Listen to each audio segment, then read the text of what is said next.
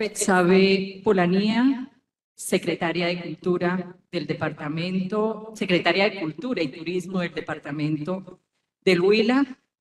Un saludo muy especial a todo el equipo de trabajo de la Secretaría de Cultura del Departamento. Doctor Ronald Polanía, jefe de la Unidad de Calidad de la Secretaría de Educación de Neiva. Un saludo muy especial a todo su maravilloso equipo de la Unidad de Calidad. Maestro Isaías Peña, invitado especial. Señores exgobernadores, exalcaldes, representantes de las universidades, escritores, historiadores, investigadores, gestores culturales, docentes y estudiantes. Quiero aprovechar este momento para saludar muy especialmente a los docentes que se encuentran con nosotros y que de manera muy entusiasta, inclusive algunos desde el año pasado, han venido incentivando entre sus estudiantes la lectura de la obra de José Eustacio Rivera. De verdad que es un reconocimiento bastante grande que desde el Centro Cultural queremos hacer. Saludar a los docentes y estudiantes que nos visitan de las instituciones educativas, Gimnasio Humanístico, Anglo-Canadiense, CEINAR, Ricardo Borrero Álvarez y también a Aprendiz Diseño. Señores representantes de los medios de comunicación, amigos y amigas, muy buenos días. La Sugerencia Cultural del Banco de la República, la Unidad de Gestión de la Red Cultural, la Red de Bibliotecas del Banco de la República, la Biblioteca Luis Ángel Arango y el Centro Cultural del Banco de la República en la ciudad de Neiva, les damos la más cordial bienvenida a la apertura de la programación académica que conmemorará los 100 años de publicación de la novela La Vorágine de José Eustacio Rivera. Hoy, cuando celebramos el natalicio del escritor más importante de todos los tiempos para el Huila, y por qué no decirlo también para Colombia, nos regocijamos en un solo sentir regional, en una sola voz con todas las instituciones del orden oficial y privado que también inician sus programaciones en torno a la celebración de esta gran fecha.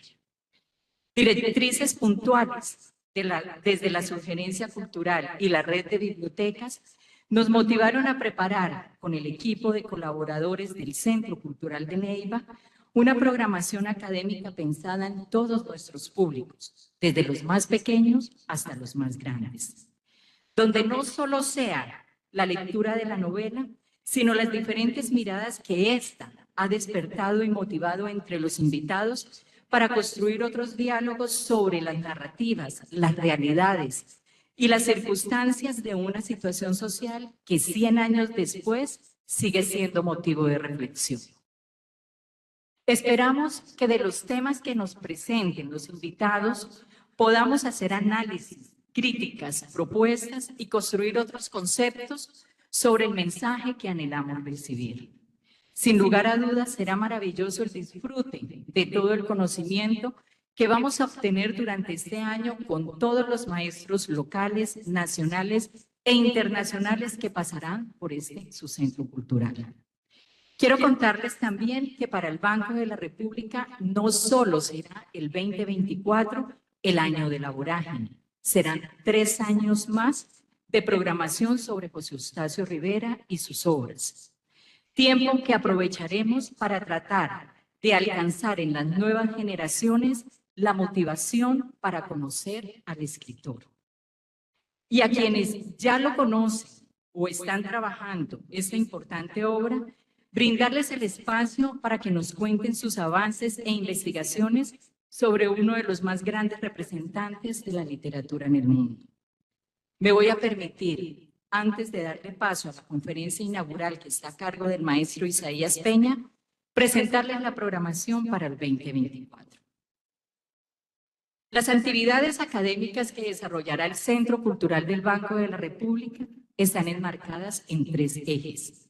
Cada uno de los ejes estarán compuestos por una serie de eventos envolventes orientados a generar nuevos diálogos con la novela, presentar distintas perspectivas y promover su lectura entre nuevos lectores. Los ejes son: la vorágine, el rastro de un origen. El universo narrativo de la vorágine es el segundo. Y el tercero, la selva, diosa de la vida. Cada eje tiene una representación. El primero comprende el contexto sociohistórico que permea la vida de José Eustacio Rivera, su postura ideológica y política que lo vincula con la generación centenaria. El segundo eje estará centrado en la novela, en su proceso de creación, en la narrativa y también en la perspectiva antropológica y social. El tercer eje tendrá el enfoque ambiental, en la selva como madre, como vida. Será un diálogo entre el territorio literario y una esfera ambiental, una incursión a la Amazonía. Así las cosas, bajo estos tres ejes, ¿qué vamos a hacer en el 2024? Vamos a tener y ofrecerle a nuestros públicos 12 conferencias. Estas conferencias están enmarcadas en el primer y segundo eje y hacen parte del proyecto de la programación cultural Diálogos con la literatura huilense. Quiero contarles que, tenemos como invitados docentes investigadores de Bogotá, Medellín, Pereira, Pasto, España y, por supuesto, Neiva.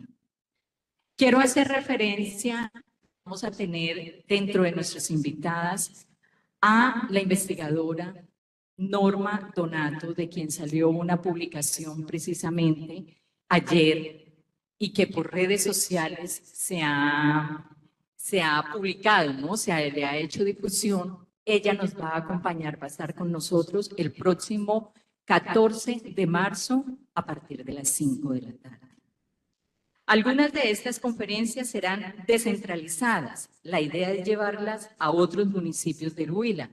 Es una propuesta que estamos trabajando con la doctora Betsabe Polanía, con el equipo de trabajo de la Secretaría de Cultura del departamento, para llevarlas precisamente, compartir toda esta investigación, todo este trabajo en algunas localidades. Yo pensaría que podríamos anunciar que Pitalito sería uno de los municipios. Vamos a tener también 5 conversaciones. Estas actividades están enmarcadas en los 3 ejes. También hacen parte de nuestros proyectos de programación cultural de bibliotecas, artes y patrimonio. Hemos querido articular cada evento a las áreas misionales en nuestra programación anual. Para las conversaciones tenemos invitados de los que seguro vamos a aprender mucho, sobre todo de las experiencias, de lo que en físico y en contenidos tienen y que vale la pena conocer para acercarnos a la ilusión de algún día poder tener entre nosotros algo semejante.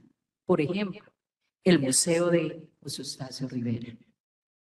Para ello, o entre ellas, entre estas conversaciones, entre estas experiencias, vamos a tener la de la Casa Museo La Vorágine, que se encuentra en Orocue, Casanare. Vamos a tener próximamente, valga la redundancia, el 7 de marzo, vamos a tener una conversación muy importante y muy significativa que nos gustaría mucho que desde ya la agendaran ustedes. El 7 de marzo a las 5 de la tarde nos acompañan la profesora Cecilia Repiso y la profesora Marta Cecilia Andrade. Vamos a hablar sobre el papel de la mujer en la vorágine. Entonces, es una conferencia, es una conversación que seguramente vamos a disfrutar mucho. Esa conversación va a estar moderada por César Augusto Gutiérrez Herrán, que es nuestro líder del servicio de mediación a la lectura y escritura. Continuamos con la programación. Vamos a tener 10 talleres permanentes para todo público. Aquí quiero agradecer enormemente a la unidad de calidad de la Secretaría de Educación del municipio de Neiva, con quien hemos venido trabajando de la mano durante ya varios años, y en este tema de la vorágine también están muy interesados. Quiero agradecerles en cabeza del doctor Ronald Polanía. Estos talleres, estos 10 talleres que tenemos aquí, han sido creados y pensados por el equipo de trabajo del Centro Cultural de Neiva. Están dirigidos también a todo nuestro público y están centrados en el tercer eje. Adicional a ello, serán aprovechados los recursos digitales que la Biblioteca Virtual del Banco de la República nos ofrece para toda la red de bibliotecas y para todo el público, completamente gratis. El proyecto Territorio, Ríos Posibles, estará presente con el río Amazonas y con el río Orinoco. Quiero hacer también énfasis y resaltar los encuentros de los clubes de lectura. Quiero de manera muy especial significar en este momento el trabajo que han venido haciendo los clubes de lectura Periplo, Cronopias y Rayuela desde el año pasado. Por invitación del Centro Cultural de Neiva, iniciaron un trabajo de sensibilización y lectura de la obra y obras relacionadas precisamente con los 3 ejes temáticos. Siguen muy atentos y juiciosos los integrantes, que aprovechando que tenemos aquí a los jóvenes, a los chicos, para que se sumen y hagan parte precisamente de estos clubes y que disfruten la maravilla de la literatura, en este caso, de José Eustacio Rivera y la vorágine. Rayuela ya nos emocionó con la lectura dramatizada sobre la vorágine. Esta actividad, quiero contarles que tendrá continuidad y quiero aprovechar a los jóvenes que participaron en este evento. Bueno, también tendremos el Seminario Internacional Nuevos Acercamientos a la Vorágine de José Eustacio Rivera. El seminario se llevará a cabo en alianza con la Universidad Eastern Kentucky University en los Estados Unidos, con el maestro Manuel Cortés Castañeda, colombiano, quien lleva muchos años en Estados Unidos y es docente, escritor, investigador de esta importante universidad, y con el escritor también huilense, Félix Ramiro Lozada, que conoce muy bien también la vida y obra de José Eustacio Rivera. Hemos venido construyendo desde el año pasado este seminario que hoy logramos cristalizar y estará disponible para todos ustedes a partir del mes de marzo. Importante que se sumen, como es virtual, es online, que se sumaran los docentes, se sumaran los estudiantes y aprovecháramos esta propuesta académica que tiene miradas diferentes, así como una estricta investigación y reconocimiento a José Eustacio Rivera y al mensaje de su obra La Vorágine. Esperamos con mucha ilusión que ustedes lo aprovechen al máximo y que a través del diálogo, que seguro lo tendrá, las opiniones y los conceptos que surjan y se complementen, se conviertan en un valor agregado para esta actividad. Quiero continuar, ya para ir finalizando esta presentación, darle los agradecimientos a nuestros aliados con quienes el 2024 trabajaremos estas actividades y otras que serán sumadas. Son ellos: la Gobernación del Huila con la Secretaría de Cultura y Turismo, también con la Secretaría de Educación, a la Alcaldía de Neiva con la Secretaría de Educación y con la Unidad de Calidad de la dependencia, también a la Secretaría de Cultura. Contamos también con las universidades, la Universidad Surcolombiana en sus programas de licenciatura en Ciencias Sociales, Educación Artística y Antropología, a la Universidad Cooperativa de Colombia, a la Universidad Corhuila con su programa de Ingeniería Ambiental, a la Universidad Navarra con su programa de Derecho, a la Academia Huilense de Historia, a la Corporación Autónoma Regional del Alto Magdalena Cano, a Ecopetrol, a la Editorial Tierra de Palabras, a los clubes de lectura Cronopias, Periplo y Rayuela, a la Fundación Batuta, a la Fundación Tuco Reina, a las tertulias La Gruta y El Botalón. A nuestros aliados, mil gracias por creer en nosotros y por hacer parte de este trabajo colectivo. Esta es nuestra programación para el 2024, señores. Ahora damos paso a la segunda parte de la programación. Maestro Isaías, le llegó la hora. Leeré su perfil de manera muy breve. Estudió Derecho en la Universidad Externado de Colombia y Literatura Hispanoamericana en el Instituto Caro y Cuervo. Profesor universitario, columnista y colaborador en diarios y revistas colombianos. Jurado de concursos nacionales e internacionales en cuento, novela, poesía, literatura infantil, teatro, cine, periodismo. Ponente en congresos literarios en países como México, Venezuela, Honduras, Alemania, Cuba, Estados Unidos y Australia, entre otros. Fundador del Taller de Escritores de la Universidad Central de Bogotá y de la especialización en creación narrativa, del pregrado de creación literaria y de la maestría en creación literaria. Dirigió el Departamento de Humanidades y Letras de la Universidad Central entre los años 1997 y 2016. Profesor de tiempo completo de la Universidad Central, donde dirige el Taller de Escritores y la revista Hojas Universitarias. Cuenta con más de 13 publicaciones entre libros, compilaciones y ensayos. Es uno de los más grandes conocedores de la vida y obra de José Eustacio Rivera. El maestro Isaías nos ofrecerá la conferencia Visión, Nación y Universalidad de la Vorágine, diálogo con el que el Centro Cultural del Banco de la República, en Neiva, da apertura formal a las actividades conmemorativas de los 100 años de la Vorágine. Muchas gracias. Muy buenos días.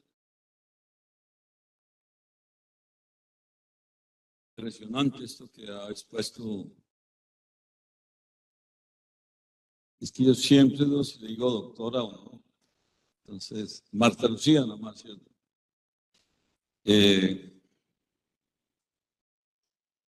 La dirección del área cultural en Neiva, yo cuando ella comenzó.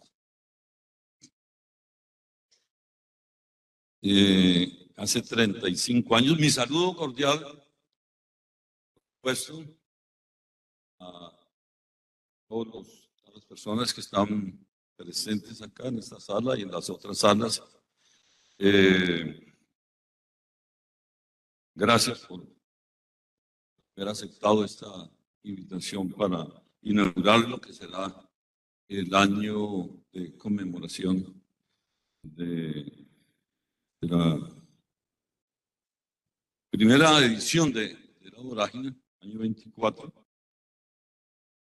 Es una de las novelas que tiene dos inicios, dos años realmente, y que ya con ese dato podríamos gastar toda la sesión como una novela. Se publica en el 24 y se publica en el 28, 5 años después, y no ha terminado.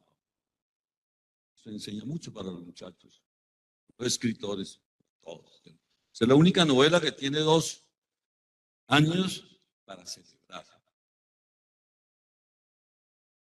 Nuevamente, cuando él publica 5ª edición, muere. Ya no podríamos decir que estaríamos celebrándolo, ¿cierto? Estamos conmemorando dentro de 4 años, y ojalá podamos estar aquí dentro de 4 años. Conmemorando los 100 años de Eustacio Rivera y celebrando otra vez. Solamente en el 28 es cuando ya se incorporan las 3.000 colecciones que siempre se ha hablado que tiene La Vorágine en esa edición. Yo siempre lo he recordado en estos días, cuando faltaban 2 días. Ya me salí del guión, Martica. Cuando faltaban 2 días para morir,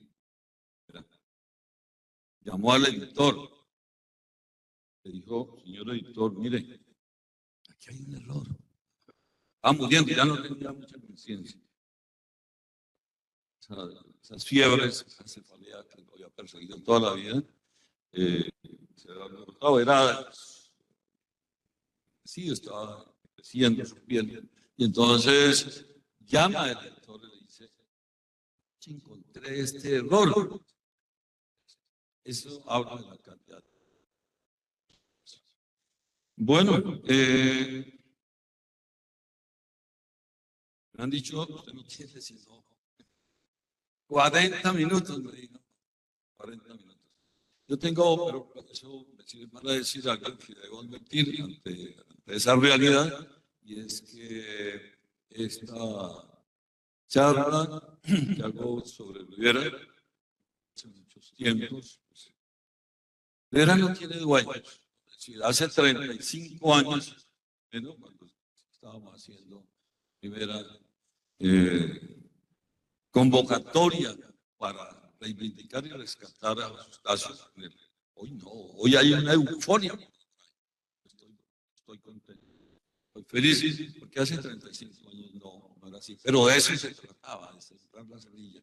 Que hace en el 88, cuando estábamos en el centenario del nacimiento de Rivera, cuando ya se había concretado que era el 88, no el 89, siempre había aparecido desde la enciclopedia británica, en todos los libros, siempre figuraba él como nacido en el 89.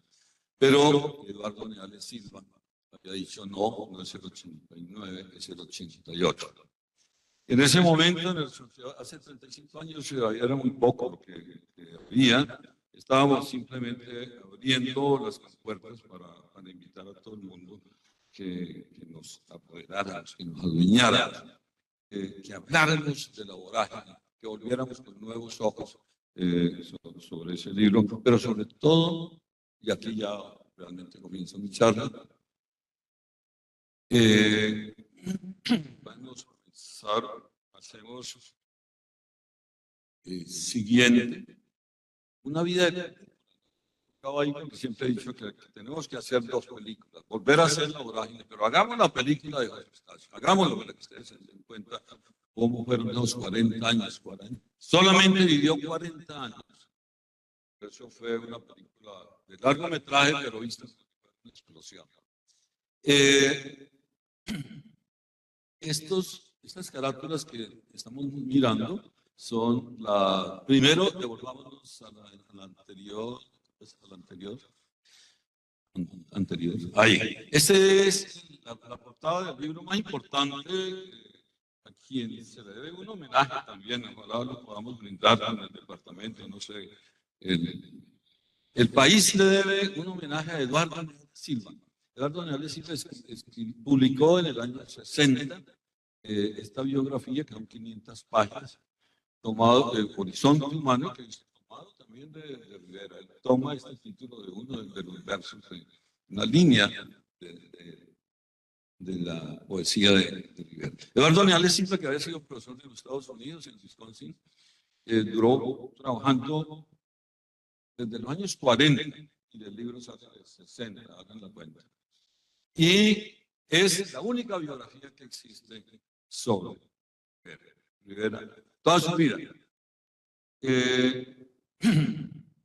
Yo siempre aprovecho estas ocasiones para decir, sigo diciendo, el archivo de Neales Silva, cual escribió esta biografía, tiene que estar en alguna parte.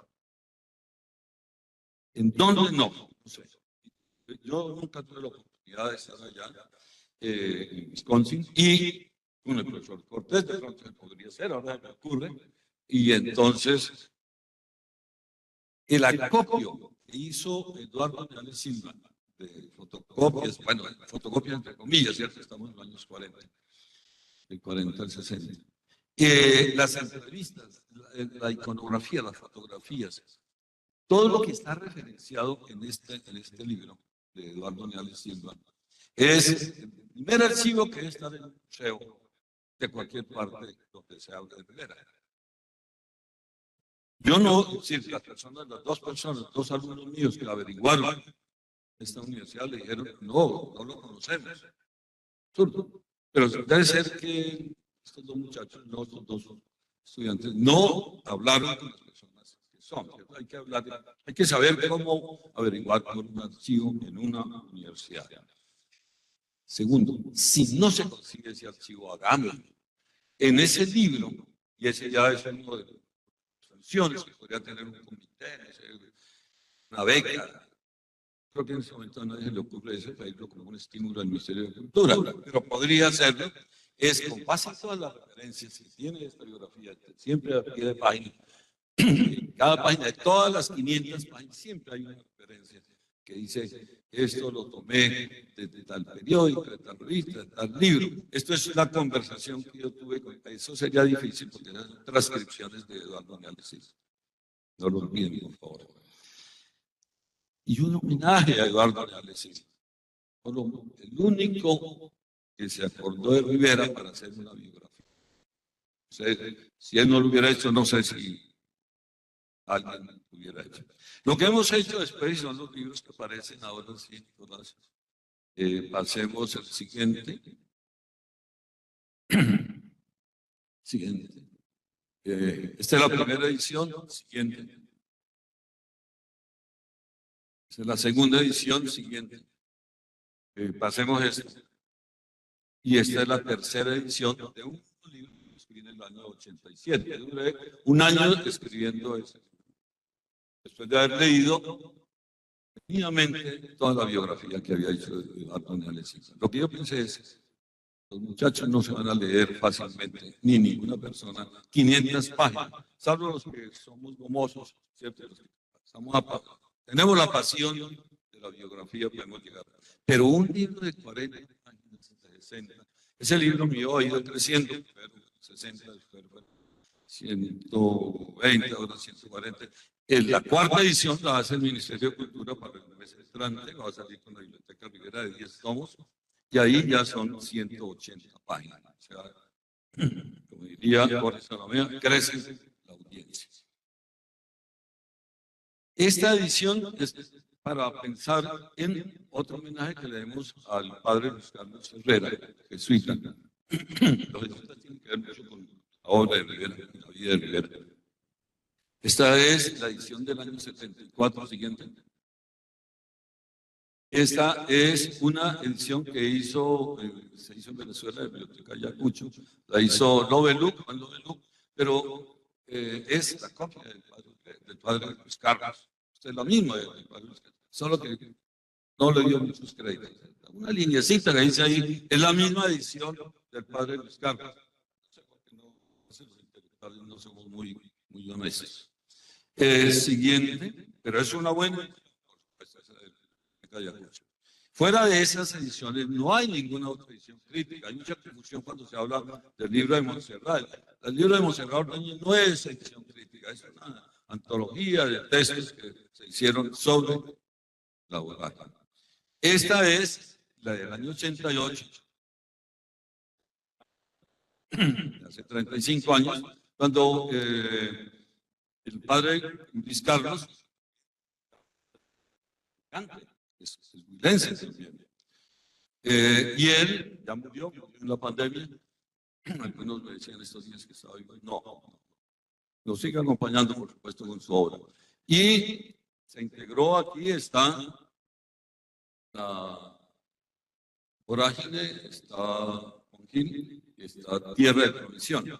La versión de Juan Gil, que ahora Norma es una amiga que está haciendo un doctorado en Francia, va a venir pronto a Neiva. Y viene la discusión sobre lo que se descubrió es que el original, acaba de comprar al señor en Manizales, no coincide con esta transcripción que hizo el padre Luis Carlos. ¿Qué pasó? No, porque no es para hacer polémicas, no, hay que aprovechar esto es para hacer estudios literarios y ver qué fue lo que pasó, si la transcripción del padre la hizo, etc. Siguiente. Todo lo que quisiera yo hoy hablar se reduce a un solo tema, es qué coincidencia que está con el plan en general. Y primero vamos a las raíces de la vorágine, que es un poco el presupuesto mío cuando creé la facultad de creación literaria. Es decir, no nos quedemos en un texto, vamos a las raíces. Entonces, cuando vamos a las raíces, vamos al sujeto, vamos al autor. Miremos quién es el autor. Y solamente entendiendo quién es el autor podremos entender mejor la obra. Esto es parte de una carta de Luis Trigueros en respuesta, y lo que hace Rivera es contestarle a Luis Trigueros. Trigueros no es muy afectivo ahí en ese caso. Entonces, cuando él publica ese texto, donde sintetiza como el objetivo de la novela, que no es el único. No olviden que a veces uno como escritor escribe más o se interpreta menos de lo que es la obra, ¿cierto? Dios sabe que al componer mi libro no obedecía a otro móvil. Esa es la primera parte de la título de la conferencia de hoy, de la charla de hoy. A otro móvil, la motivación principal, la visión que al de buscar la redención de los infelices que tienen la selva por cárcel. Siempre que uno va a la vorágine y a la historia de José Octavio, se da cuenta de que él quiso, en su novela, quiso hacer lo que no pudo hacer como ciudadana. Es decir, todos los fracasos anteriores van a ser salvados porque él escribe la obra.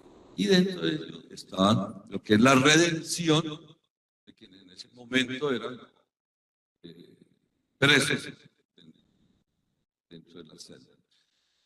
Sin embargo, dice, lo que hice fue convertir esto en una mitología y me gusta funda, ¿no? Es decir, cuando las cosas se convierten en mitología y se convierten en novelas, yo voy más a la vida de Rivera que a la novela misma. Entonces dice, todos somos como que se desvanece, ¿no? La gente como que en lugar de afiancarse sobre esos reclamos, lo vuelve mitología, y no, eso es. Todo lo vuelve novela. La vida de Rivera demuestra todo lo siguiente. Estoy tan corto de tiempo que... Mire, yo les recomiendo hacer la lectura de las tres primeras frases de las tres partes que están divididas la vorágine. La primera, antes que me hubiera apasionado por coger alguna, jugué mi corazón al azar y me lo ganó la violencia. La segunda, la famosa también. Las tres son famosas, ¿cierto? Oselva, esposa del silencio, madre de la soledad y de la neblina. Siguiente. Yo he sido cauchero y soy cauchero. Viví entre fangosos rebalses en la soledad de las montañas, con mi cuadrilla de hombres palúdicos, picando la corteza de los árboles. Ese final es hermoso. Que tienen sangre blanca como dioses. Eso es Clemente Silva, pero eso es Eustacio, ¿cierto?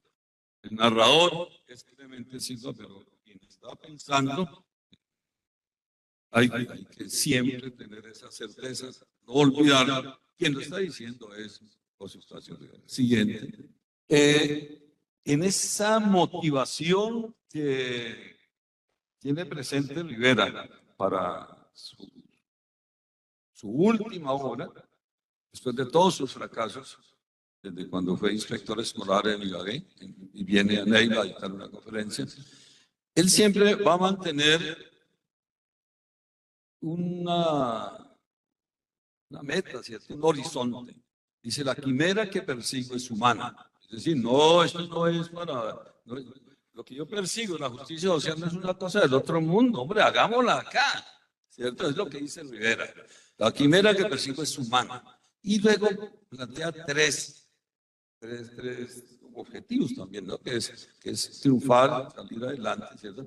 Es el bienestar de la sociedad y es el amor. Sí, es que parece que Rivera estuviera viviendo ahora. Una de las cosas bien impresionantes de todo, y está un poco en lo que acaba de decir el profesor Cortés también, pero bueno, eso es ya universalmente conocido, es que Rivera es alguien que está leyendo el futuro. A 100 años Rivera es como si estuviera escribiendo hoy, incluido su lenguaje, que a veces los profesores son injustos con Rivera, dicen que es un lenguaje que ya no. Sigue siendo absolutamente vigente. Siguiente. Ese ya es un texto, es lo mismo, pero ya está dentro, está dicho por Cova como el narrador. Y entonces, a mí me encanta esta parte, eso está en la página 174 de la tercera parte de la vorágine. y es cuando uno se mete ya a la parte un poco específica, es especializada, y a veces no es como para estas charlas, hablar de la poética, es decir, qué es lo que guía a Rivera como escritor. Y entonces encontramos que Rivera, de alguna manera, cosa que yo todavía no me lo he explicado, está haciendo lo mismo que hizo Cervantes con Don Quijote, y es establecer una metaficción, es decir, hacer una novela que se está escribiendo dentro de la novela. Es un recurso muy bonito, muy moderno y muy antiguo al mismo tiempo, ¿cierto? Y este personaje que se llama Ramiro Estébanes es el que le sirve para establecer ese recurso, ese truco, es un truco, porque Ramiro Estébanes, Coba escribe en la novela que está escribiendo, es un recurso muy moderno, que se usa en ese momento mucho, pero estamos celebrando los 100 años. Y se va para 6 semanas que por insinuación de Ramiro Estébanes distraiga la ociosidad escribiendo las notas de Mi Odisea. Se dice que Rivera había leído 11, 12 veces la Ilíada o la Odisea. Yo he visto las dos referencias y él usa la palabra Odisea. En el libro de caja que el Cayeno tenía sobre su escritorio como adorno inútil y polvoriente. El libro de caja es el libro de contabilidad que yo alguna vez traté de que el departamento lo comprara.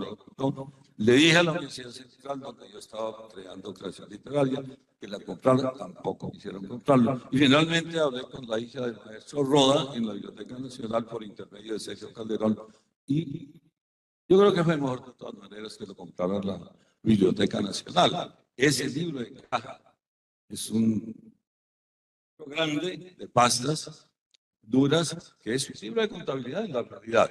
Él lo ha metido aquí en la novela, pero en la realidad existió, está, es el que está. Ustedes lo pueden consultar todos en la Biblioteca Nacional. El Cayeno, él lo pone en manos del Cayeno, tenía sobre su escritorio. ¿Qué es lo que hay dentro de la vorágine?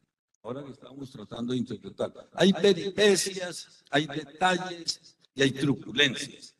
Eso es lo que se considera hoy día para la novela de detectives. ¿Qué es una novela buena hoy día? Eso, ¿cierto? Y es lo que le gusta a los muchachos, esas novelas de aventuras. Claro, Rivera está pensando como escritor, pero a través de ese aparataje, de esas peripecias, él dice que son extravagantes. Claro, la muerte de Barrera, por ejemplo, es una cosa extravagante en la obra. Hay detalles por cantidades en su novela y hay mucha truculencia también, pero él también en su poética, es decir, el que está hablando de Escobar, exagera un poco eso, ¿cierto?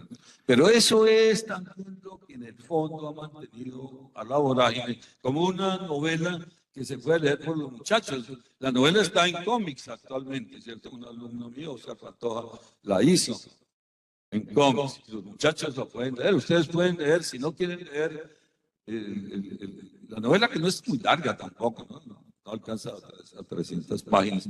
Existe el cómic de la vorágine. Y luego sigue un final que él lo va a repetir, no solamente desde Tierra Provincial. Toda la vida Rivera hizo una cosa que a mí como frase me encanta, y es que esta vida es muy corta. Él decía efímera, la vida es muy efímera. Entonces, aprovechémosla. Es decir, esto es tan cortico, muchachos, que ustedes dentro de poco van a tener ganas. Esto es rapidito.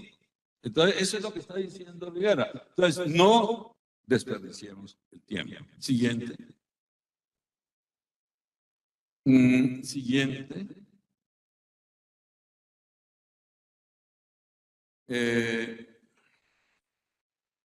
Devolvámonos un poco.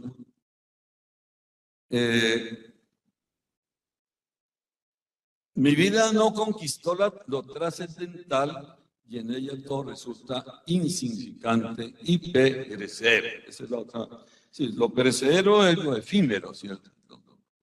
Todo lo que pasa tan rápido, cuando nos sentamos en una silla, ya la vida, ya nos están trayendo el cajón para salir con los pies por delante.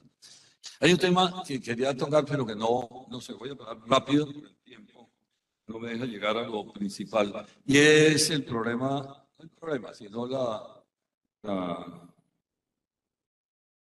polémica que hay acerca del nacimiento de José Eustacio. Sí, hubo siempre dos motivos de polémica y son las fechas. Primero el 88 y luego el 19. No, vamos a bajar por encima de eso. Y la otra polémica es en dónde nació Rivera, ¿cierto? En dónde nació Rivera. Pero vamos a salir rápido de esto. Simplemente yo les voy a decir una cosa. Miren ustedes la fe de bautismo. El único argumento, y además lo convierte en una polémica como pues, desagradable, es la única certeza que una partida de bautismo le da a uno no es la fecha. Si ustedes leen con cuidado, nunca, es la fecha, perdón, no es el lugar donde nació.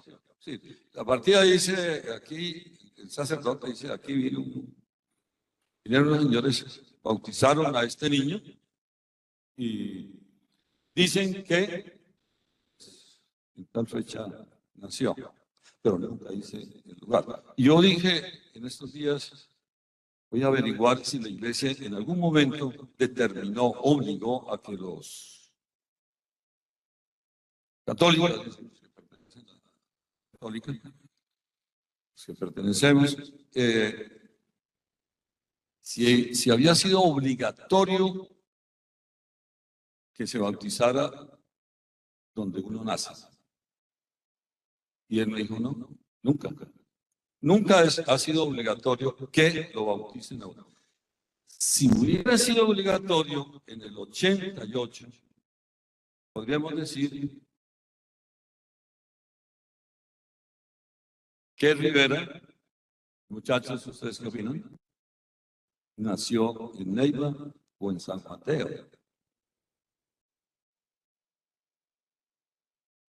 Entonces, no depende de la partida de bautismo. La partida no demuestra nada. La partida de bautismo solamente dice que alguien vino a hacer bautizar a un niño, lo que acabo de decir, ¿cierto? O sea que no podemos, en cambio, no hay que descartar las demás condiciones y los testimonios de personas. Normalmente la persona,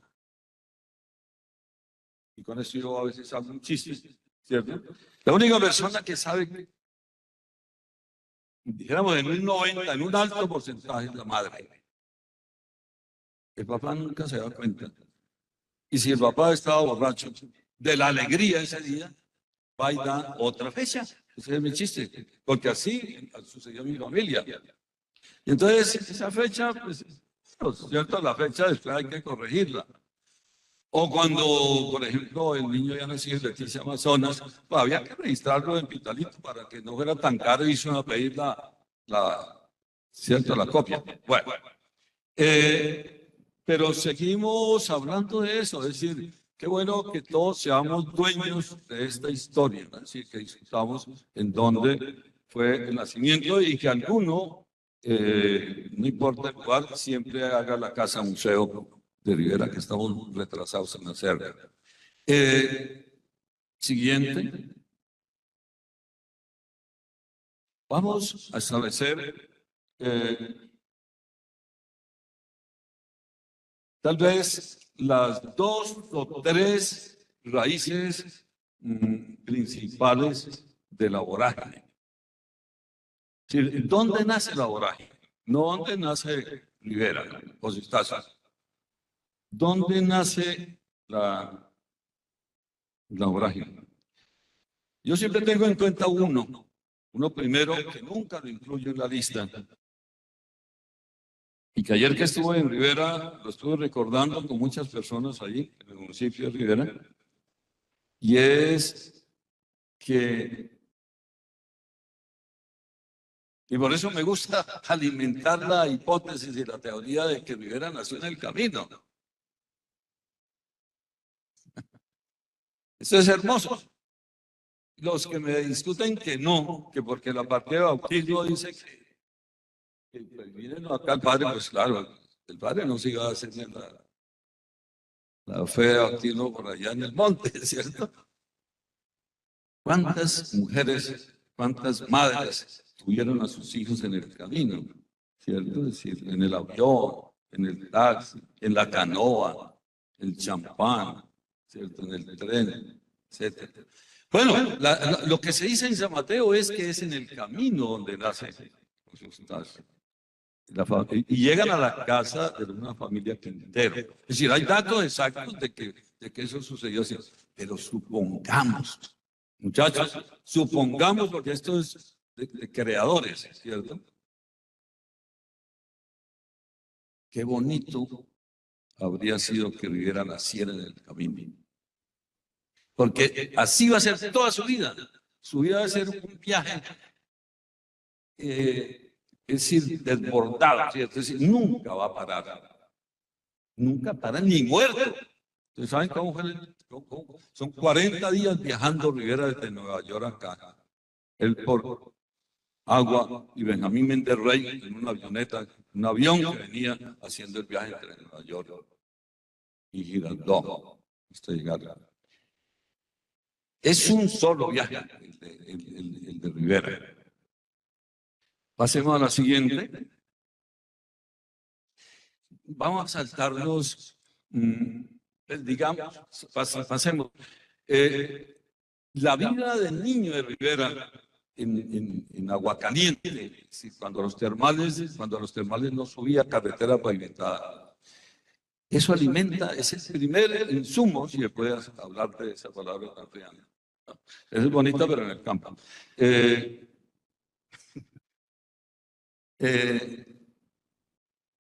El paisaje, el trabajo en la agricultura, que es la de don Eustacio Foncé. Ojo, muchachos, Eustacio Foncé, el papá. Eustacio con S, el hijo. El escritor es con S. El papá es con C, ¿cierto? Entonces, es decir, hay un clima de enfrentamiento y querencia de la naturaleza desde la infancia, desde la mínima infancia de Rivera, frente pues a todos los tíos que fueron muy importantes, pero que también constituyen pues un aporte a lo que va a generar Rivera, porque si yo tengo 4 tíos que fueron generales, que fueron militares, yo creo que no, ¿cómo no voy a sentir importante? ¿Cierto? Y eso es también, porque ninguno de ellos, Napoleón, Olegario, Pedro, Toribio, ¿cierto? Que son de la ascendencia de muchos de los que nos van a acompañar en este centenario, de sus descendientes. Sigamos para buscar otras raíces de la vorágine. Está el lado paterno y el lado materno. Por el lado siguiente, bueno, devolvámonos solamente para, mire, Sergio Calderón Rivera, que va a venir acá a la biblioteca, es descendiente de Margarita Rivera. Marta Cecilia, Andrade, que vivía aquí, es descendiente de Napoleón Rivera. Y Mauricio Rivera, quien acabo de ver en Australia, vive en Melbourne. Él es descendiente de Toribio Rivera, todos militares de alto rango, ellos. Aquí hay, por el lado materno, siguiente. Ahí. Por el lado Salas, doña Catalina, que era la dura, ¿cierto? Se dice que en la familia ella era, no solamente tenía las fincas, sino como el poder, ella es la que lleva a Estados Unidos, lo saca del colegio y lo lleva para Mesa de Elías, etc. Pero yo quiero insistir solamente para que Cecilia lo tenga en cuenta el día que vayan a hablar de las mujeres. Mire, hay una escritora huilense que ustedes, por machismo, porque todos son machistas, hombres y mujeres, han ocultado porque le ponen el de Ponce de León. Gualdina, que se pronuncia de tres maneras, ¿no? Yo he visto que dicen Gualdina, dicen Ubaldina o Gualdina, ¿cierto? Y le ponen Dávila de Ponce de León. La última vez que lo vi escrito, ya no le ponen ni el apellido de ella, le ponen el apellido del marido, porque el marido tenía ese compuesto de Ponce de León. Terrible. Y digo, hombre, las mujeres no dieran de Ponce, perdón, iba a decir que bueno, le vamos a tener el problema, ¿cierto? De legislación. Ese posesivo de es terrible, ¿cierto? Y peor en los Estados Unidos, donde no solamente es de, sino que le quitan el apellido y claro, y le ponen el del papá, el del hombre. Eso es machismo puro. Bueno, Gualdina es de Rivera, es de la familia de Rivera y nace más o menos por la misma época. Es decir, Gualdina está viva cuando José Eustacio está vivo. Son parientes por los Salas. Entonces, dejémosla solamente Gualdina Dávila Sala, gran escritora, novelista. Acaba de aparecer una novela de ella en Medellín. Siguiente, ahí tenemos a Camilo, a Reinel, que lo vi por ahí. Sigamos, siguiente, que son los estudios. Bueno, ahí sí ya nos saltamos. Pasemos a la 27.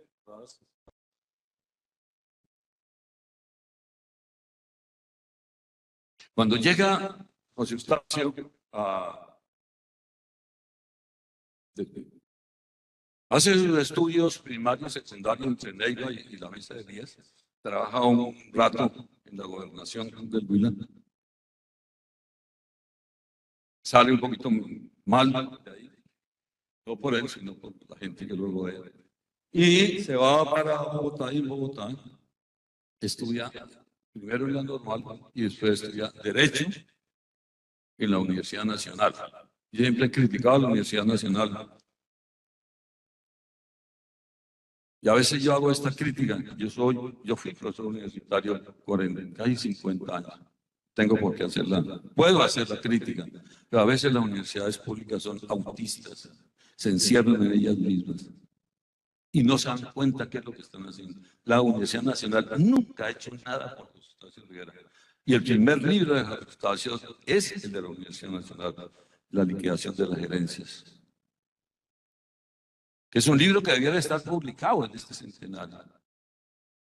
Como debiera estar publicado cuando él fue investigador en la comisión que destapa toda la corrupción que había en la construcción del oleoducto entre Barranca Bermeja y Cartagena. Es otro libro, yo lo tengo. Se publicó por el Congreso en esa época, después de un debate, para ver si se podía hacer pública esa investigación. Él llega a Ibagué, ya es normalista, ha hecho un año solamente de normal para ser inspector, pero lo nombran. Y entonces, Ibagué es el primer caldo de cultivo ya en serio. No para el conocimiento del ámbito de la selva, de la naturaleza, sino para el conflicto social. Cuando él está, miren acá, 1911. Cuando él está en Ibagué, se produce ese hecho que nadie se lo enseña a uno en bachillerato, ni en primaria, ni en ningún momento, que fue el combate de la Pedrera en el río Caquetá, ya desembocando, ya casi fuera del país, subiendo ahí por la bota amazónica. Es la invasión que hacen los peruanos. El famoso choque que hay entre el ejército peruano y el colombiano, y donde perdemos, porque nosotros estábamos como estamos. Bueno, está en toda la vida, las fronteras siempre han sido abandonadas, ¿cierto? En todos los sentidos, incluida la militar también. Ojalá eso cambie en este presente. Cuando está ahí, se produce la invasión. Ya para eso Rivera suena feo, ¿cierto? ¿Cómo así? Que nos invaden, nos quitan. En la normal ha padecido un carcelazo. En la normal. Cuando está en Bogotá, Rivera sale a protestar por la separación de Panamá. Así nos paguen 25 millones. Yo no estoy de acuerdo, dice Rivera. 25 millones de dólares con lo que se van a hacer los ferrocarriles del país, que después abandonamos. Y entonces comienza a fermentarse en Rivera esa idea de que el país anda mal, sí, que sus fronteras están abandonadas. Y comienza a leer cosas que un señor que es muy famoso en la historia de Rivera, que se llama Custodio Morales le va prestando. Gran amigo de cacería, de salir a ver el campo, ¿no? Rivera nunca dejó de estar visitando el campo. Y Custodio Morales le presta Las crueldades en el Putumayo y en el Caquetá, que me parece que es uno de los libros que Juan David Correa, el ministro de Cultura actual, incluyó, que esa lista la hizo él, en los 10 libros que aparecen en la Biblioteca de Rivera para la celebración del centenario. Las crueldades en el Putumayo y en el Caquetá de Vicente Olarte Camacho. Y hay el libro rojo del Caquetá, que no está en otra más adelante. Son libros, cuando tiene conciencia, porque en esto a veces hay equívocos. Rivera, por ejemplo, no estuvo en el Amazonas, Rivera no estuvo en Leticia, digo, pues, ¿no? Estuvo en la zona amazónica venezolana. Y un poco en la colombiana. Siguiente.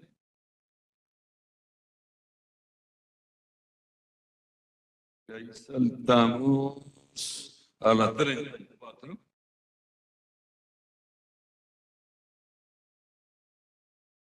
Estamos mirando las raíces, es decir, cómo el fermento, es decir, qué es lo que motiva la escritura de la vorágine. Cuando él está terminando su estudio de Derecho en la Universidad Nacional, entonces hace su primer viaje a los llanos, a caballo. Rivera era un buen jinete. No lo aprendió en el llano, ni lo aprendió allá. No, lo había aprendido acá en San Mateo, en Aguacaliente. Por eso, y claro, venir de allá, aquí también a caballo, todo eso hizo que él que fuera un campesino con todas las virtudes, las características que debe tener. No, pero esta no es. Siguiente. Yo creo que ya estamos en... ¿Esa es la 34? No. Miren que estos dos señores, Elías Quijano y Guillermo Arano, van a figurar en la historia, en la biografía de Rivera, toda la vida. Pero ellos son compañeros, aquí hay confusión en la historia, no de derecho, sino de la normal. Ellos son compañeros, son caleños. Y cuando él viene de los llanos, él hace la ruta Chipaque, Cáqueza, Monterredondo, Buenavista, Villavicencio, la hacienda Barrancas con Rubén Vázquez, y regresa, escribe una carta que son 12 páginas. Muchachos, ¿se puede escribir una carta de 12 páginas? ¿Cierto? A veces en Garzón hacen un concurso de cartas de amor y no les dejan pasar de una página, como si el amor fuera tan cortico. 12 páginas escribió Rivera para hablar de cómo había sido todo lo que él había visto. Ahí yo veo, ahí no solamente está el Génesis, parte de las raíces, ahí ya está la vorágine. Léanse esa carta. Y hay una escena donde él, estando en la hacienda, un día por la mañana, el mayordomo, ¿no? Una persona que está ahí cuidando, se orilla mucho a un para decirlo con una palabra común y corriente, como un lago, una laguna, se desborda un poco y se rueda. Inmediatamente comienza a ser atacado por un caimán.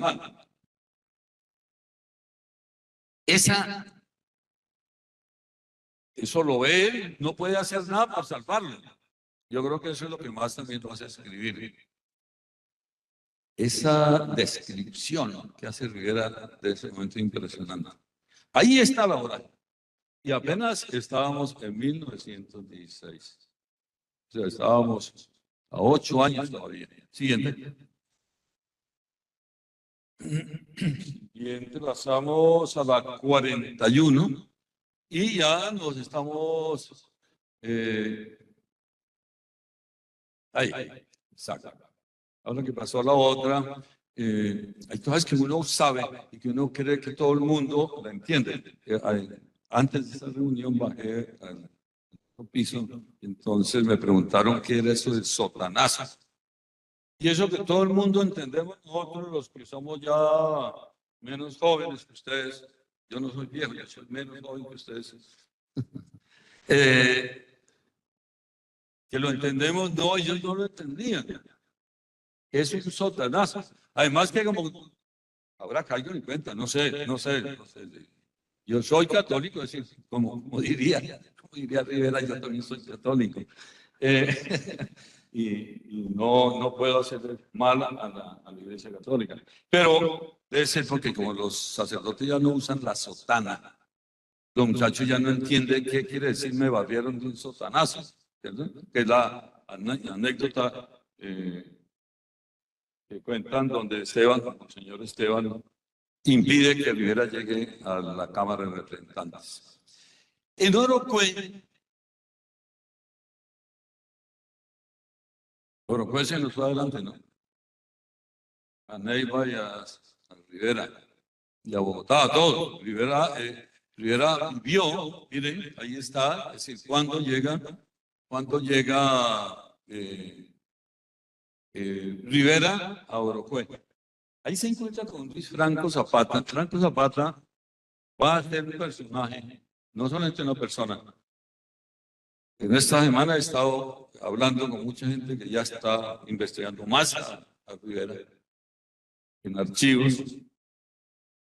Esta semana me vi con el padre Fabio Ramírez, que ha sido el organizador de la biblioteca que tenía Rivera y que se dispersó en una biblioteca de los jesuitas en Santa Rosa de Viterbo. Y quedó incluida en medio de 80.000 libros. Había que sacar 100 libros que habían pertenecido a Rivera dentro de 100.000 libros. ¿Saben? Esto es un dato tan importante para que sepan cómo era Rivera. ¿Cómo los identificaron? ¿Cómo buscan 100 libros entre 100.000 libros? Porque todo lo marcó Rivera. Todo lo marcó, puso su nombre y le hacía anotaciones a los libros. Fue la única manera de buscar entre 100 libros 140 libros. Y es una hermosura ver cómo hace. Bueno, hay muchas anécdotas sobre esto. Lo acabo de ver la semana pasada. Está en la Universidad Javeriana. Cuando ustedes quieran visitar la biblioteca, simplemente ponen en contacto con ellos. Está ahí en la Biblioteca Teológica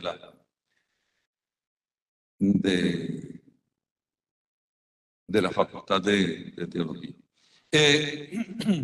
Decía que Franco Zapata es una persona que va a influir mucho en Rivera. Allí puede estar otra de las raíces. Pero hay mucha leyenda que se va, no sé si a comprobar. El día que Jaime Zuluaga destape el baúl que él tiene en la calle 85, con no sé qué, allá en Bogotá, vamos a ver qué cosas de Zapata hay en ese. Y descubriremos más cosas de Luis Franco Zapata. Ese baúl nunca Jaime Zuluaga ha querido dejarlo ver. La ventaja de Franco Zapata es que habiendo sido militar también, él había huido de Bogotá, Alicia Hernández Carranza, ¿cierto? Que es el estado, ¿no está? Sí, ahí está, Alicia Hernández Carranza. Ellos huyen de Bogotá, van en unión libre y él va hasta... Lo digo de una vez porque de pronto no me alcanza el tiempo para allá.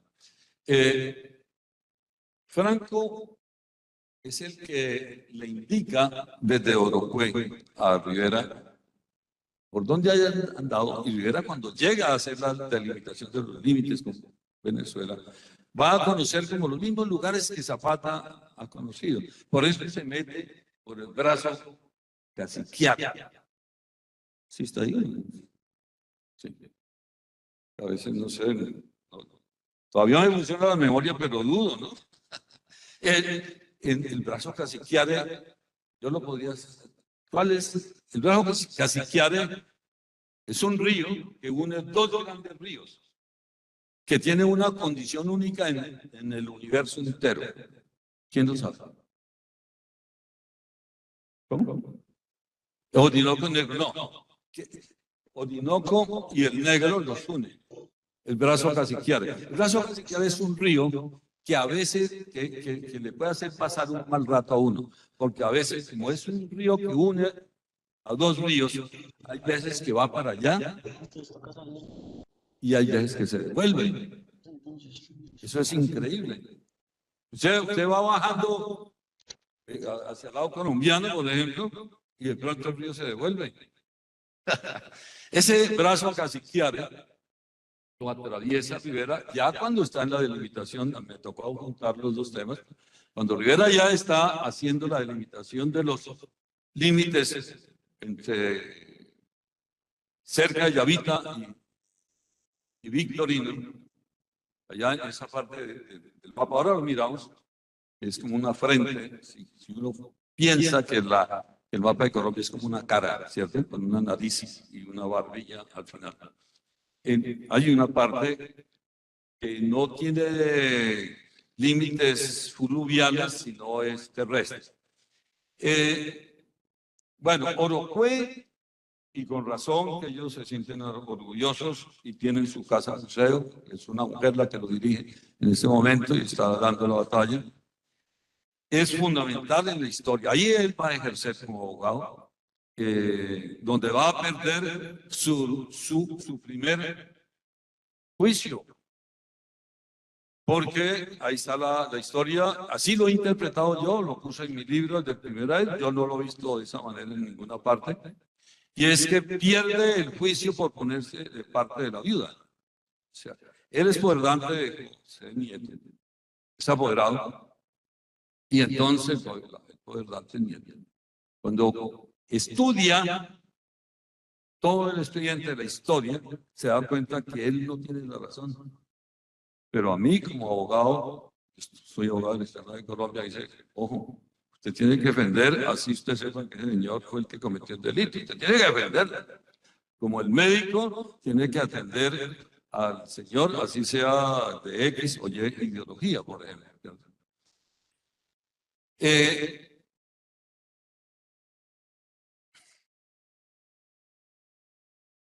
Es que esta es la otra. No, es que es interminable. Pero hablar de Rivera es interminable. Tal vez no pasemos esta ficha y la voy a leer para andar más rápido, ¿cierto? Esta es una anécdota que se cuenta de José Eustacio Rivera cuando estaba en Orocue.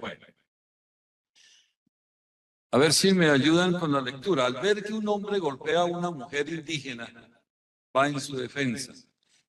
El hombre que está golpeando a la India amenaza con un revólver a Rivera. Rivera le echa el caballo encima y le quita el revólver. Es una película del oeste. ¿Cierto? Claro, don John Wayne. Los muchachos no saben quién es John Wayne. Voy a darte, le dice Rivera, voy a darte 10 latigazos en la cara. Uno por esa pobre india. Estaba defendiendo.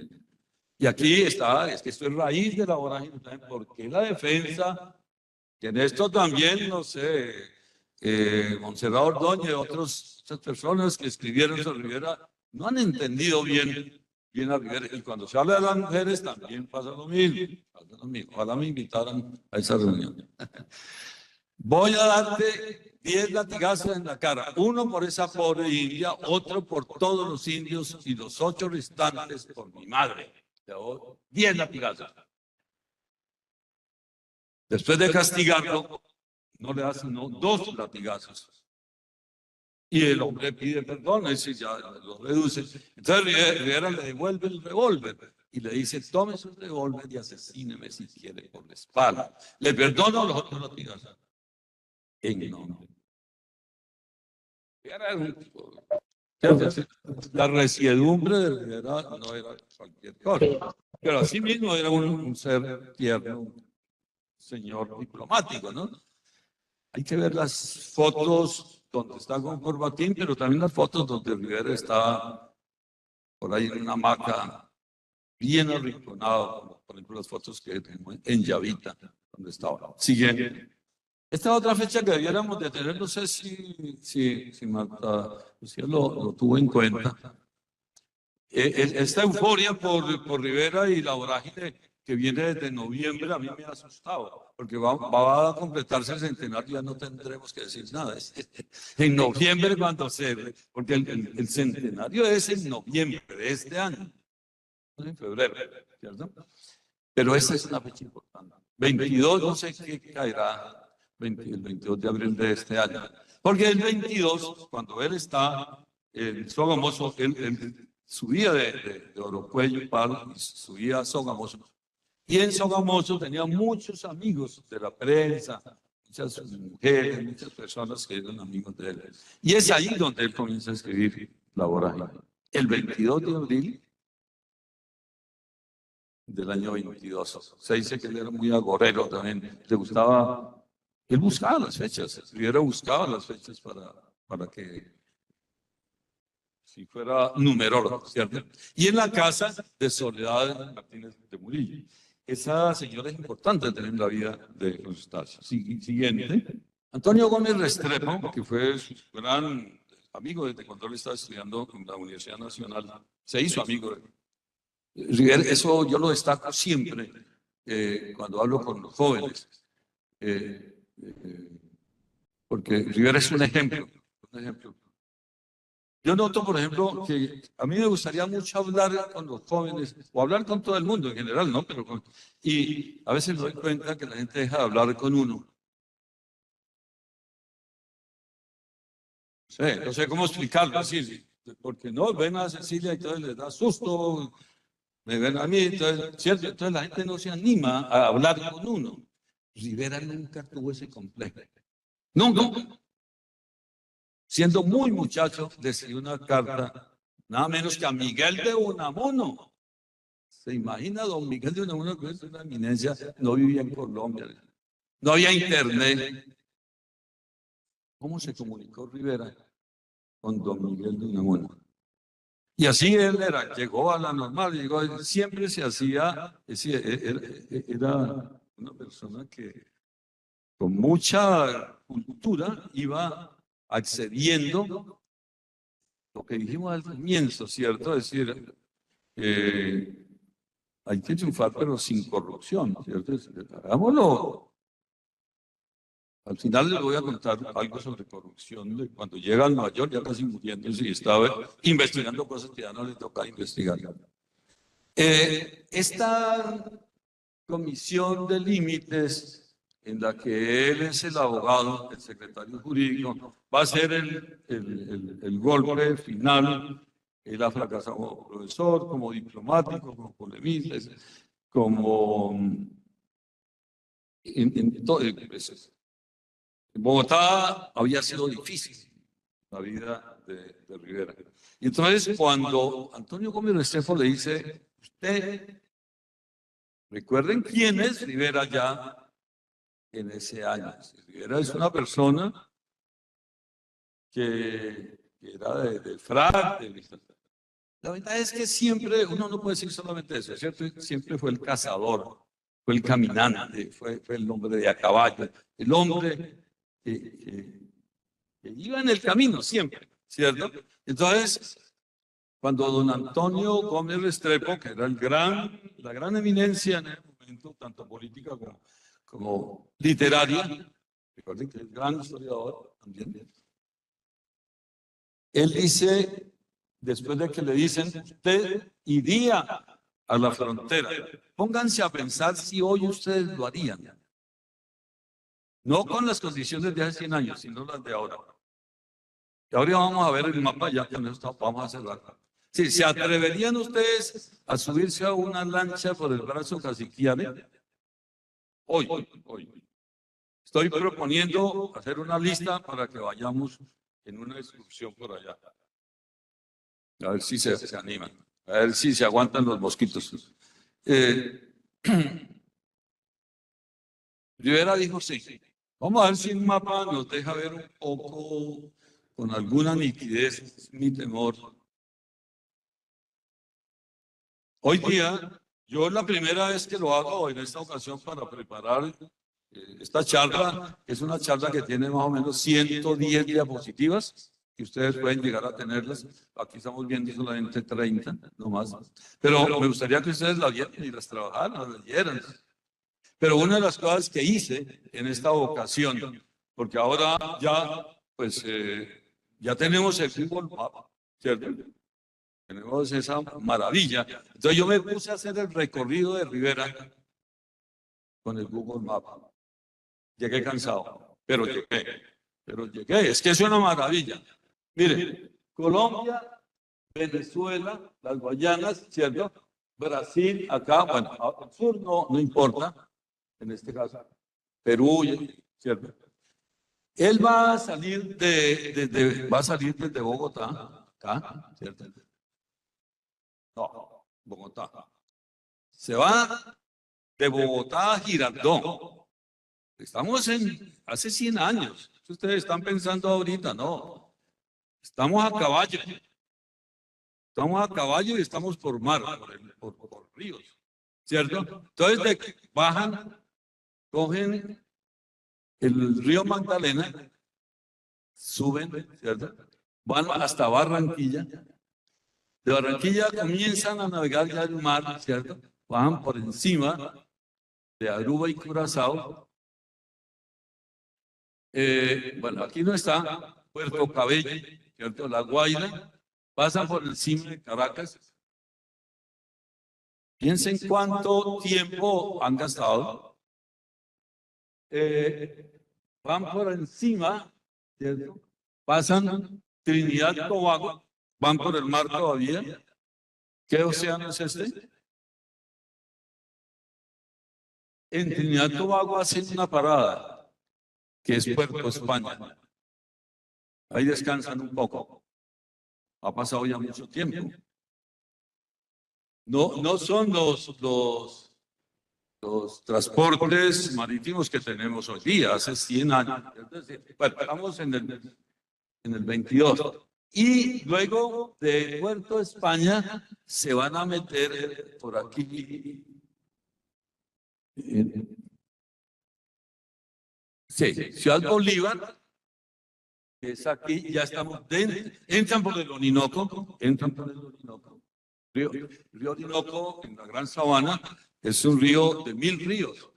Gracias. Entran, Ciudad Bolívar es lo que se llamaba Angostura, porque ahí se hizo el Congreso de Angostura. Recuerden ustedes, no sé si todavía se verá historia en el bachillerato, ¿no? Y luego van a pasar por el río Orinoco subiendo, vamos subiendo, no bajando, y llegan a Puerto Carreño, que es la punta de aquí de lo que yo llamo la frente de esta cara, ¿cierto? De Puerto Carreño, que es en la pura esquina con confluencia del Meta con el Orinoco, que don Antonio Gómez Restrepo le dijo a Rivera, infórmese qué es lo que está pasando en la confluencia entre el Meta y el Orinoco, porque los venezolanos nos están cobrando impuestos. ¿Por qué?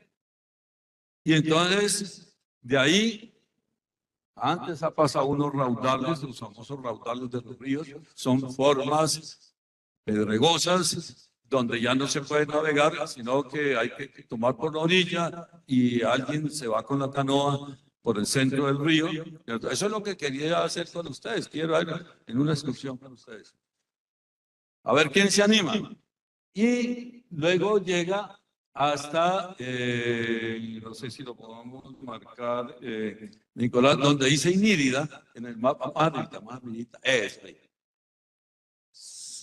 Ahí entonces tenemos lo que llama la estrella fluvial del oriente, que son 4 ríos que confluyen. Que dicen que yo no he ido, siempre he querido ir. Y confluyen el Guaviare, el Guainía, el Orinoco y el Atabapo. Son 4, realmente son 5 ríos. Y en San Fernando de Atabapo, viene todo el recorrido que ha hecho ya, ¿cierto? En San Fernando de Atabapo van a hacer una mesa de negociaciones, porque la demarcación de los límites que se va a hacer es la que queda en esta línea, que queda bajando, estos 2 punticos son los que van a demarcar ellos. Acá está Victorino y acá está, ahora vemos los mapas también. Bueno, ahí Rivera, ahí van a pasar cantidades de cosas. Recuerden que esa expedición dura 1 año. Nosotros no podríamos ir sino máximo en 1 mes. ¿Cierto? La excursión que vamos a hacer con ustedes. Sí, no, yo no sé si existe yo. Entonces, vamos a cortar. Ahí nace la vorágine ya en concreto. Ahí es donde aparece el libro de contabilidad. Cuando él está en San Fernando de Atabapo, esto ya es conjetura mía, Rivera se acuerda de las cosas que Franco Zapata le ha contado.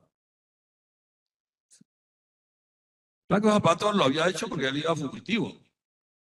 Franco Zapata era un paisa de esos.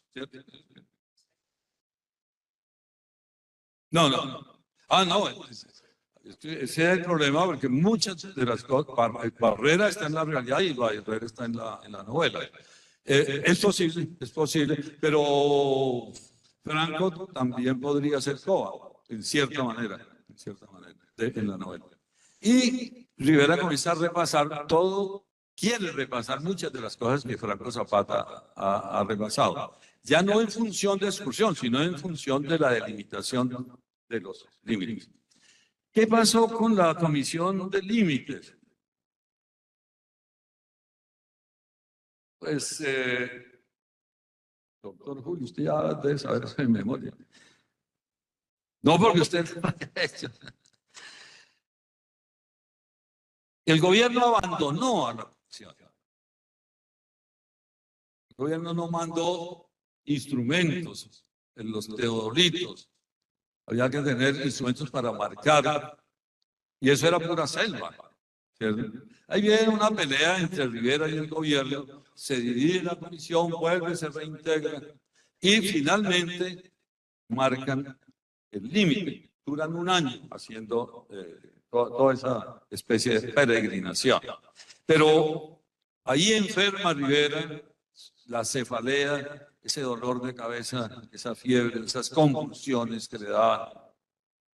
Yo no creo, y voy adelantándome a si hay preguntas al final, yo no creo que Rivera haya sido envenenado. No sé, eso es difícil de llegar. Pero Rivera tenía una historia clínica que conducía a pensar que eso era congénito. Él sufría de dolores de cabeza intensos, fiebres intensas y convulsiones. Finalmente va a morir de eso también, ¿cierto? Y desafortunadamente pues no hay autopsia en ese momento y no se puede confirmar. Habría razones por las cuales sí podría haber sido envenenado, pero no creo que en ese momento todavía. Bueno, Rivera, ya terminamos entonces. Ya terminamos. Una vez que se hacen, entonces ahí escriben. Una cosa que a mí siempre me ha admirado, porque pues no sé, los rituales de los escritores de hoy día Por ahí estaba mi poeta, pero ya no sé qué se dice. Y los rituales de los escritores hoy día son muy cómodos. Piden becas. Pedimos becas. Rivera escribía donde estuviera, en la selva, bajo los mosquitos, bajo, es decir, las penurias más grandes, ya casi muriéndose porque estuvo para morirse ahí en San Fernando de Atabapo. En Atabapo le cuentan todas las historias que están, las historias fuertes de la vorágine, él las recibe en San Fernando de Atabapo, donde le cuentan cómo fue la masacre de Funes, ¿cierto? Cómo Funes masacró a la población. Luego baja a San Carlos y ahí le van a contar cuál fue la venta de colombianos. Miren las cosas inicuas que sucedían en Colombia, en la frontera. Vendían personas, así no fueran indios. Vendían personas, los 72 colombianos que Barrera le vendió a Pesil, que era brasilero, para que trabajara allí en sus caucherías. Era de todo. El colono, es decir, que cayera ahí. Y más abajo, va ya más entrando al Brasil, se encuentra con un informante que le va a contar la historia de Leonidas.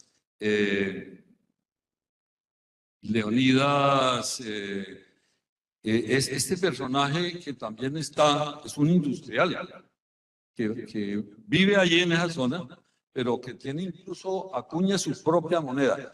Era lo que después en otro contexto se llamó las repúblicas independientes. Entonces, Alzogaray tiene una república independiente, él maneja su mercado, estaba produciendo balata, que era una especie de caucho parecida al otro, ¿cierto? Y este personaje después va a perseguir a Rivera en el Capitolio con revólver. Cuando Rivera llega después de esta comisión y se reemplaza al tío Pedro. El tío Pedro está enfermo, ya no puede subir a Bogotá. Entonces él lo reemplaza y estando ahí, Alzogaray la va a buscar y le dice: ¿usted por qué me denunció? Rivera siempre estaba buscando todas las injusticias que cometían en la frontera, buscó para hacer las denuncias en Manaos, que es otra de las cosas que figura en la novela. Y luego Rivera, ya desobedeciendo al gobierno, en lugar de devolverse, porque era más fácil devolverse, ¿no? O sea, de no coajo, Rivera decide meterse por acá, Río Negro, a desembocar al Amazonas, ir a Manaos, subir por acá y volver otra vez acá tenemos Manaos, acá, y da esta vuelta acá. Todo esto fue en desobediencia frente al gobierno. ¿Por qué lo hacía? Porque estaba haciendo la novela. Estaba haciendo su novela, él quería concretar, pero hacer la novela era su vida, es decir, hacer las denuncias. Lo primero que hace cuando llega a Manaos es pasarle el informe de todas las masacres, y pues se nos estaba quedando fuera lo más grande de todo, y es que él en ese momento ya tiene toda la información sobre la Casa Arana, que es otro capítulo, ¿cierto? Vamos a irnos, el ministro dijo que en marzo o en abril nos vamos a la Chorrera, todos ustedes vamos a ir a la Chorrera, muchachos. No es tan caro. Ahí sí se llega, está llegando, eso debe ser en avión, ¿no? Debe ser en avión porque no hay otro puerto así, no sé, y luego se regresa una, no sé. Bueno, esa es la historia más importante en la vida de Rivera en relación con la vorágine. La otra novela es cuando él investiga lo que yo les comenté ya, el oleoducto Barranca Bermeja, Cartagena. Pero ahí está, el informe lo dice todo. El informe dice que ministros recibieron un cargo, una beca, platica, todo eso para que aprobaran el contrato. Eso ya está ahí. Por eso yo digo que no creo mucho, yo no soy conspiretas en ese sentido. No creo que Rivera lo hayan matado, porque él ya lo había dicho todo, la sesión privada. del Congreso, que después fue pública, todo se conoció. Bueno, entonces, esas son las raíces de la vorágine.